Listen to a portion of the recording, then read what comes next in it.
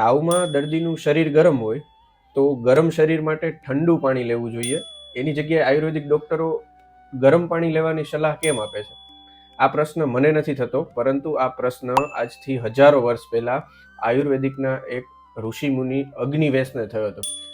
અગ્નિવેશે એના ગુરુ આત્રેયજીને પૂછ્યું કે ગુરુદેવ, તાવની અંદર તો શરીર ગરમ હોય તો ઠંડુ પાણી આપવું જોઈએ અને એની જગ્યાએ ગરમ પાણી શું કામે અપાય? એનો જવાબ આપતા આત્રેય ઋષિ કહે છે કે જ્વરો આમાશય સમુત્થ પાચનાર્થમ પાનીય ઉષ્ણમ, એટલે કે તાવ પેટથી થાય છે. તાવની શરૂઆત પેટમાંથી થાય છે. જ્યારે આપણને તાવ આવે ત્યારે ભૂખ લાગવાનું બંધ થઈ જાય, શરીરમાં નબળાઈ આવી જાય, પેટ ભારે ભારે લાગે, કંઈ પણ ખાવાનું મન ન થાય. માટે તમે જોઈ શકો છો કે તાવ જ્યારે આવે ત્યારે આયુર્વેદ પ્રમાણે પણ જ્વરો આમાશય સમુત્થ એટલે કે પેટથી એની શરૂઆત થતી હોય.